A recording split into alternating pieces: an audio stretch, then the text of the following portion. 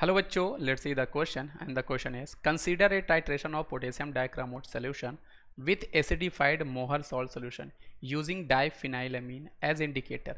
So the number of moles of Mohr salt required per mole of dichromate. तो इस question को solve करना बेटा। इन क्वेश्चन को सॉल्व करने का जो सबसे बेसिक और सबसे आसान सा ट्रिक होता है बेटा, आपको ग्राम इक्विवेलेंस के बेसिस पे आप निकाल सकते हो।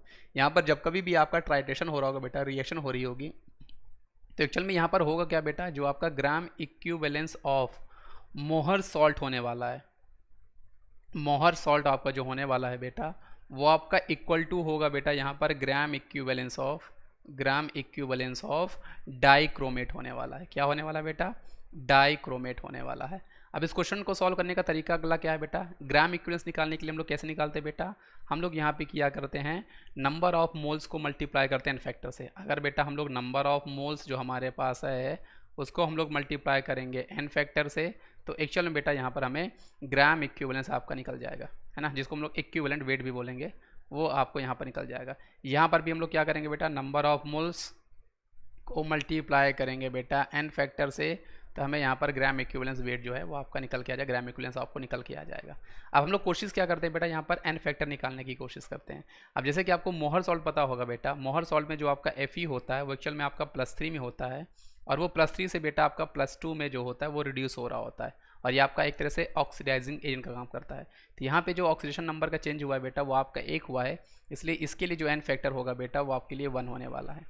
अगर मैं आपको बेटा डाइक्रोमेट की बात करता हूँ, मतलब यहाँ पर Cr2O7 2- की मैं बात करता हूँ बेटा, तो यहाँ पे क्रोमियम जो है बेटा वो +6 में है, एसिडिक मीडियम में बेटा वो आपको क्रोमियम 3+ दिया करता है।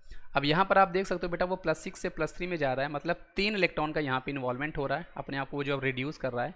साथ ही साथ बेटा ये होगा क्या यहाँ पर कि +6 से +3 जा रहा है, ये आपका एक एटम है, यहाँ पर हमारे पास 2 एटम है, तो एक एटम में 3 इलेक्ट्रॉन का चेंज हो रहा है, तो 2 एटम में कितना हो जाएगा बेटा, 6 इलेक्ट्रॉन का। इसलिए यहाँ पे नंबर ऑफ इलेक्ट्रॉन का इन्वॉल्वमेंट जो है बेटा 6 है, इसलिए इसका एन फैक्टर जो है बेटा आपके पास 6 होने वाला है। अब इस क्वेश्चन को हम लोग सॉल्व करते हैं। देखो, नंबर ऑफ मोल्स ऑफ मोहर सॉल्ट हमें निकालना है, तो नंबर ऑफ मोल्स ऑफ हमें मोहर सॉल्ट जो है बेटा वो आपको निकालना है, मोहर सॉल्ट। एन फैक्टर इसका हमारे पास ऑलरेडी बेटा क्वेश्चन में 1 आ चुका है। अब इक्वल टू हम करते हैं बेटा नंबर ऑफ मोल्स बेटा क्वेश्चन में ऑलरेडी गिवन है, हमें पर मोल ऑफ डाइक्रोमेट बताना है, इसलिए हम नंबर ऑफ मोल्स इसका 1 लेंगे, और एन फैक्टर डाइक्रोमेट का बेटा हमारे पास कितना आया, 6 आया है। अब आप इसको जब सॉल्व करते हो बेटा, तो नंबर ऑफ मोल्स ऑफ मोहर सॉल्ट हमें जो मिलने वाला है वो आपके पास 6 आएगा, इसलिए इस क्वेश्चन का सही जवाब हमारे पास ऑप्शन नंबर डी होने वाला है, 6। तो आई होप आपको ये कॉन्सेप्ट समझ में आया होगा बेटा, साथ साथ ये आपको मेथड भी समझ में आई होगी, इस तरह की क्वेश्चन को हम कैसे सॉल्व करते हैं।